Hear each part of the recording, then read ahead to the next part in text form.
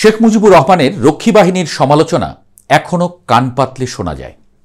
আওয়ামী লীগকে ঘায়েল করতে প্রথম যে অস্ত্রটি ব্যবহার করে প্রতিপক্ষ, তার নাম রক্ষী বাহিনী। কিন্তু স্বাধীনতার প্রায় ৫৫ বছর পরে আবারও সেই রক্ষী বাহিনীর নাকি দেখা মিলতে যাচ্ছে।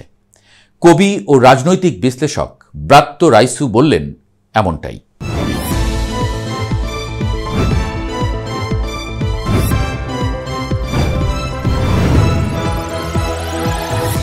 ব্রাত্য রাইসু বললেন, দেশের সকল মানুষকে সামরিক প্রশিক্ষণ দেবেন, ভালো কথা, সেটা শুরু যখন করবেন তখন করবেন, কিন্তু তার আগে প্রজেক্ট কইরা নিজেদের নির্বাচনী এলাকা কাভার করা যায় এমন সংখ্যার কিছু মানুষকে, মানে ৯,০০০ জনকে তড়িঘড়ি এই প্রশিক্ষণ দেওয়ার অর্থ দেশে রক্ষী বাহিনী তৈরি করা। তিনি আরও বললেন, ৯,০০০ এই সংখ্যাটি ৩০০ আসনের সঙ্গে ভালো যায়। প্রতি আসনে ৩০ জন প্রশিক্ষণপ্রাপ্ত নিজেদের লোক রাখা সম্ভব হবে, এতে যারা পুলিশ এবং দলীয় কর্মীদের চাইতে বেশি ক্ষমতা বহন করবেন। দোয়া করেন এই আশঙ্কা যাতে ফল লাভ না করে। ইউনূস সরকারকে অবিলম্বে এই আয়োজন বন্ধ করার পরামর্শ দিচ্ছি।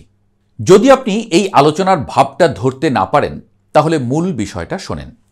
বিবিসি বলছে, প্রায় ৯,০০০ তরুণ তরুণীকে আত্মরক্ষা ও অস্ত্র চালনার মৌলিক প্রশিক্ষণ দেবে সরকার। গত ২১শে অক্টোবর এমন খবর বেশিরভাগ গণমাধ্যমে আসে।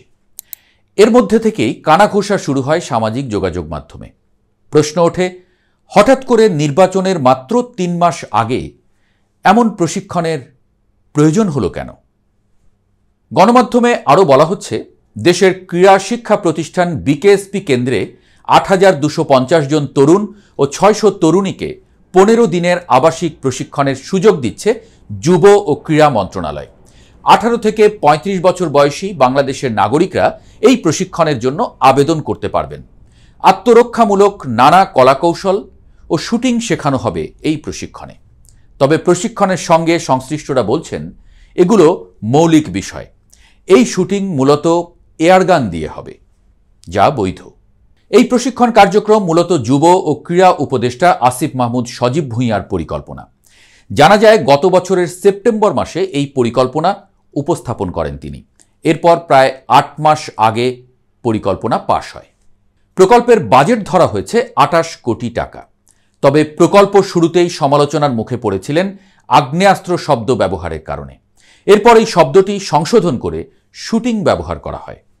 বিষয়টি নিয়ে ব্যাপক আলোচনা সমালোচনার প্রেক্ষিতে ভেরিফাইড ফেসবুক অ্যাকাউন্টে দেয়া এক স্ট্যাটাসে যুব ও ক্রীড়া উপদেষ্টা আসিফ মাহমুদ সজীব ভুঁইয়া লেখেন, কখনো আরও বড় পরিসরে কাজ করার সময় সুযোগ পেলে সকল নাগরিককে বাধ্যতামূলক সামরিক প্রশিক্ষণের আওতায় নিয়ে আসব ইনশাল্লাহ।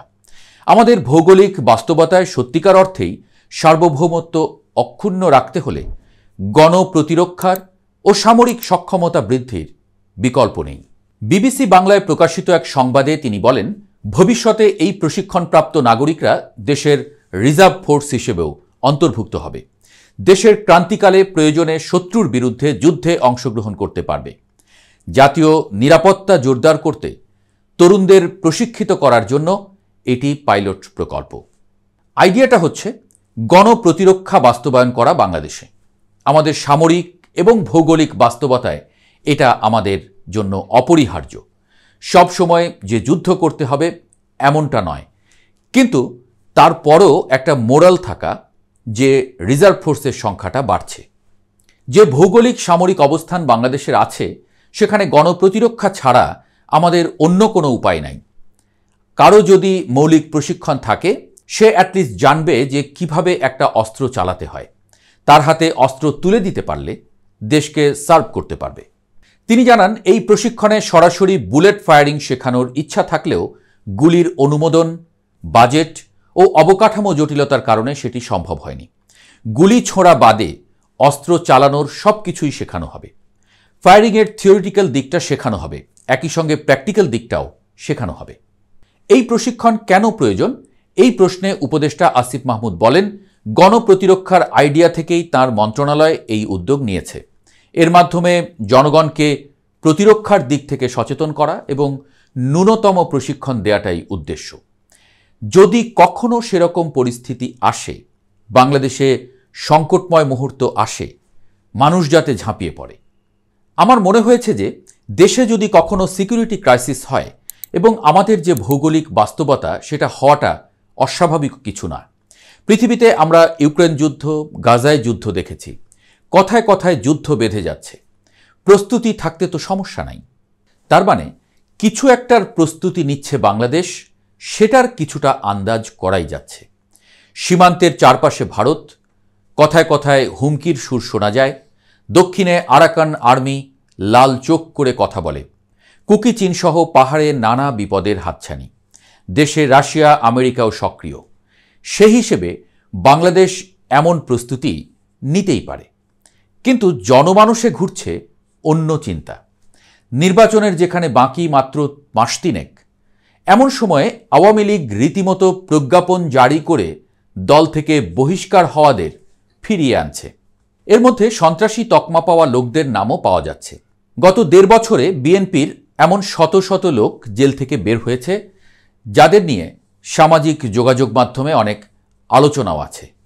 জামায়াতেরও কেউ জেলে বা আড়ালে নেই তেমন, অর্থাৎ মাঠে সব দলের রিজার্ভ ফোর্স উপস্থিত আছে।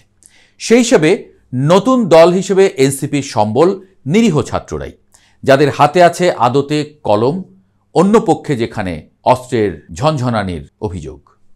বিশ্লেষকরা ঠিক এই জায়গাটাতেই নজর দিচ্ছেন। বলছেন এনসিপি মাঠে নিজেদের একদমই অসহায় দেখতে চাইবে না।